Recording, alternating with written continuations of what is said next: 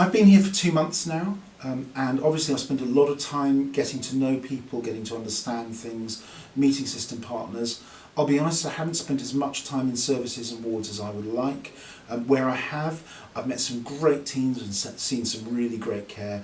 And if I'm honest, that's the part of my job I love the most, but it's the one I have the least time for at the moment, but that will come in time. There have been a couple of key things I've had to really focus on with the executive team and with the board that were, to use a cliche, burning platforms that really needed to be addressed. The first of those is our learning disability unit in Devizes called the DAISY unit. You may know that that was rated inadequate by CQC over a year ago, and before I arrived I had a CQC style peer review of that unit undertaken by former colleagues from Oxford Health, so I could really understand what was going on, and they identified that there remained some significant concerns. We've addressed the immediate concerns, we did that straight away, and we recognise that although lots of good work has happened, it's not been enough. So what we've actually done is we've formed a memorandum of understanding with Oxford Health so that they can support us in our journey over the next 6 to 12 months to make that unit absolutely as good as it can be. And I'm very comfortable that that is now well in train and that team will be well supported to make the changes that we need to make in order to look after those patients properly. A second key area of concern has been around Bristol mental health services. Anybody who works in the Bristol pathway will know that that pathway is under enormous pressure at the moment. I've been trying to understand that, talking to people, looking at numbers and reports and that sort of thing, as you can imagine. And what's clear is it's a very tricky situation. There isn't a kind of magic wand that we can wave that will resolve the problem. There are absolutely some things that we can do that will help, and some of them I think will be fairly quick and people will notice them. But actually I think we're in this one for the long haul, and therefore I've called something that I call a quality summit. And a quality summit is basically a bringing together of people in the system to understand the nature of the problem and how serious it is. A third thing that I need to become involved in is the admin review. You'll be well aware that there was an admin review going on at the time that I arrived, and also that Unison had gone out to their membership for a vote on industrial action. The members spoke very clearly and very loudly that they were not happy with where that was going. But also I had a lot of very impassioned and very personal emails from staff affected by the changes that made me think we haven't got this right. I don't want people working in AWP to feel like those people were feeling at the time.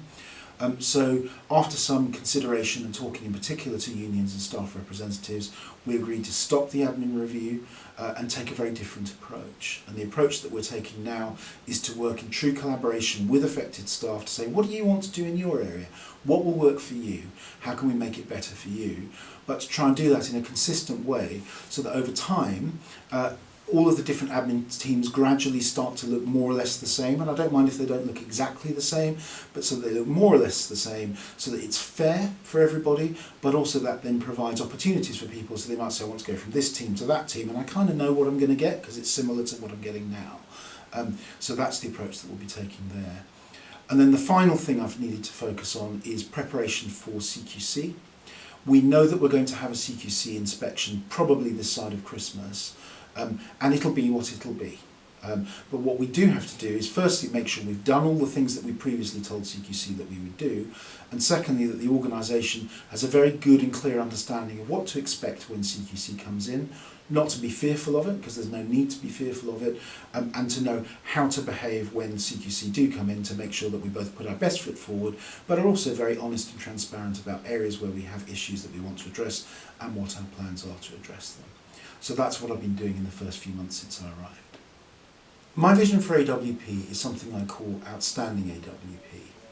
And that means being outstanding in 4 key areas that I call outstanding care, outstanding people, sustainable services, and delivered in partnership. What I'd like to do is spend a couple of minutes talking about each of those so that people understand them. Outstanding care is about delivering the CQC domains of safe, effective, caring, responsive and well-led services. It's about being truly person-centred, and it's about having a real focus on quality improvement, improving the things we do all the time, and as we improve them, we'll provide better care.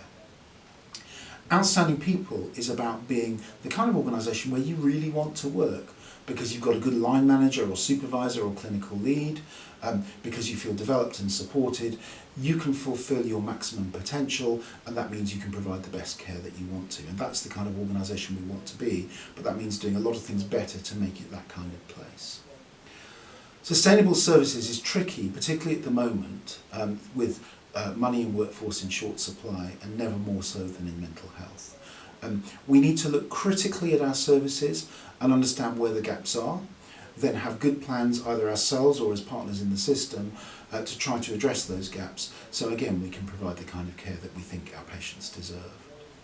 And then delivered in partnership. No NHS organisation is an island.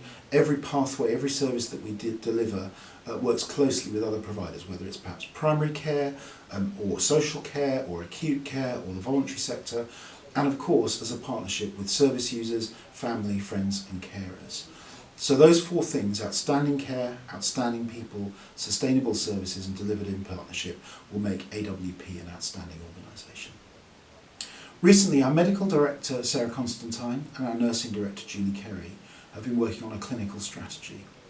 A clinical strategy is basically a set of questions that you ask yourself about your services to say, are we as good as we can be? And if we're not, what are we going to do about it? The clinical strategy is really quite simple, and at its core, it has 5 questions.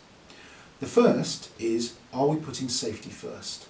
Safety always has to be our first priority, and sometimes services aren't safe, and then we have to understand why and what we're going to do about it, and we have to do it fairly quickly. The second is, are our services truly patient-centred? So do we understand what the patient's needs or service users' needs are? Can we articulate those, and are we designing and delivering services in order to meet them? The third is, are we thinking about end-to-end pathways? So we provide services as part of a pathway through other NHS and potentially social care and voluntary sector services. Do we understand the pathway? Do we understand our role within it? Are we influencing the shape and delivery of that pathway to make sure that people get what they need? The fourth is, are we really clear about what outcomes we're trying to achieve?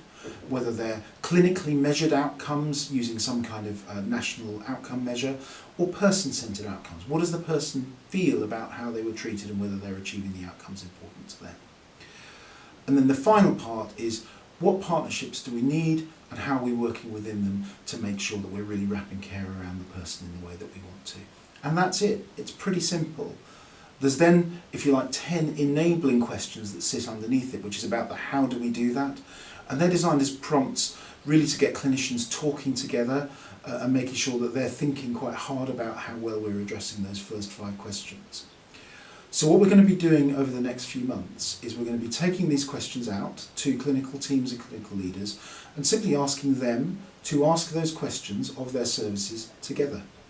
Some of them will involve some of you in all of that, and then the idea is that they come back and say, this is what we think good looks like, and this is what the gap is, and therefore what we need to do. And then that becomes, if you like, our operational or service delivery strategy over the coming years. So that's what we're doing on clinical strategy.